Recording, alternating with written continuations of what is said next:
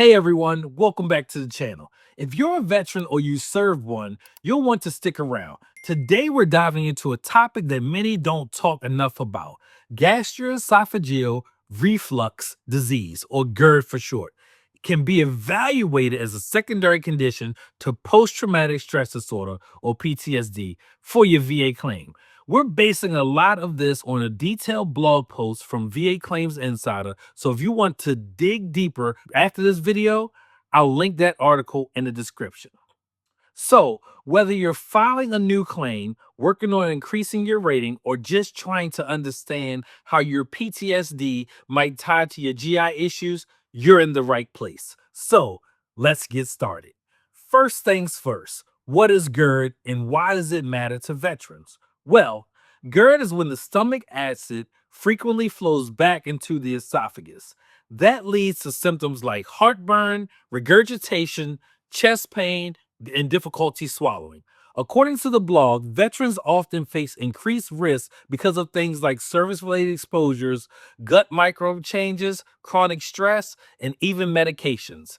In the context of the service, the article notes that the deployment environments, toxic exposures, changes in diet, infection risk, and often high stress all play a role.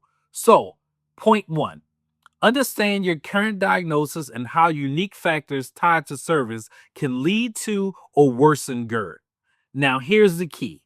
How does PTSD tie into GERD? Well, the blog lays out the two major pathways.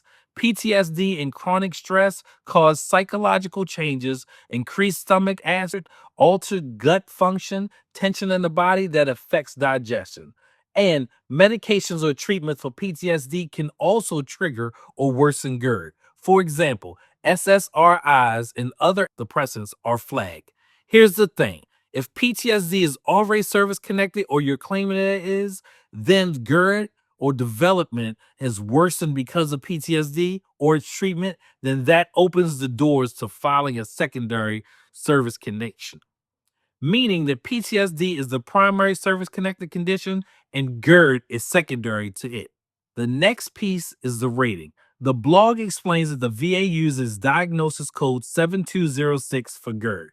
Here are the possible ratings and what they correspond to. 0%. When you have documented GERD, but minimal or no symptoms or treatment is required. 10%. When daily medications are required to control symptoms like difficulty swallowing, but no major structural issues. 30%. When you have recurrent esophageal strictures that causes difficulty swallowing, requiring dilation no more than 2 times per year. 50%. When you have recurrent or refractory strictures requiring dilation 3+ times per year and steroids at least 1 time per year, or esophageal stent placement. 80%. For the most severe cases, as a documented history of recurrent refracture, strictures, or causing difficulty swallowing with at least one of the following symptoms: aspiration, undernutrition, substantial weight loss, and requiring treatment with surgical correction of the esophageal stricture or a PEG tube. So, when you're looking at your claim, understand where you fit on that chart. What is your treatment history? How severe are your symptoms? Do you have documented weight loss, aspiration, or a surgical history?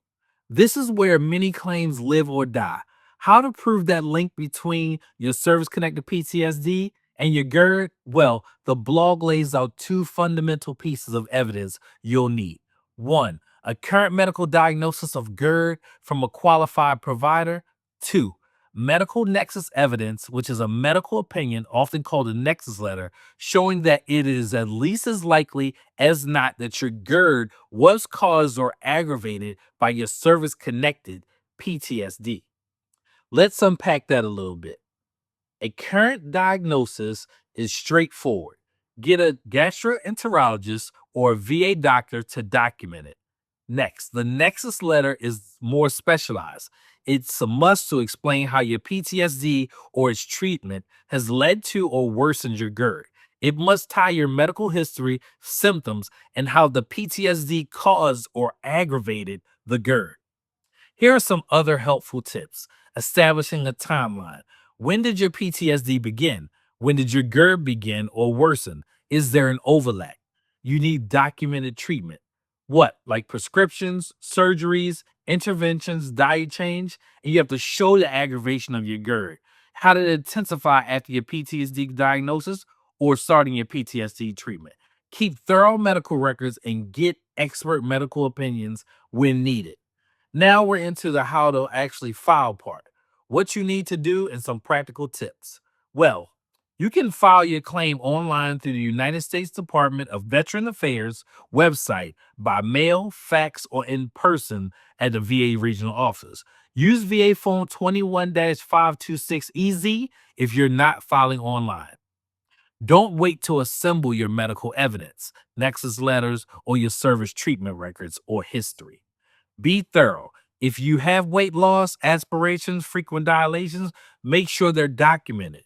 Use lay statements or buddy statements. Sometimes you or your close family members or friends can give testimony about how your PTSD and a GERD affects your daily life. Work with professionals. Consider using a veteran service officer or a claim expert for education. Monitor those deadlines and know your appeal rights. If denied, remember, you have options.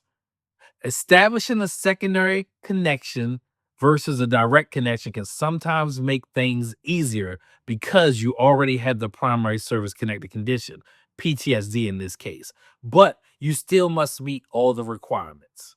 So that covers the keystones: what GERD is, how it ties to PTSD, and how the VA rates it under diagnosis code 7206, and how you can build a strong claim for GERD as a secondary condition to service-connected PTSD. Your next steps are: review your medical records. Do you have a current diagnosis of GERD? Talk to your doctor about the possibility of a nexus letter linking your PTSD to your GERD, and start gathering your documents, treatment history, service records, and proof of your PTSD service connection. If you found this video helpful, please give it a thumbs up, subscribe if you haven't already, and click the bell to get the notifications for the future videos on the veterans benefits and claims. Also, check out the full article from VA Claims Insider. The link is in the description for more details and examples. Thanks for watching, and as always, we salute you for your service. Hang in there, stay on top of your claim, and you deserve the benefits that you earn. I'll see you in the next video. I'm Terrell. This is VA Claims Insider, and as always, thank you for serving with honor. This business is not sponsored by or affiliated with the United States Department of Veterans Affairs or your state's Department of Military and Veterans Affairs or any other federally chartered veterans service organization. Other organizations, including but not limited to your state's Department of Military and Veterans Affairs, a local veteran service organization, and other federally chartered veteran service organizations, provide this service free of charge. You may qualify for other veterans benefit services outside the scope of what this business offers. All disability claims for increased ratings are processed by the United States Department of Veterans Affairs. This business cannot expedite the processing of your claim by the United States Department of Veterans Affairs.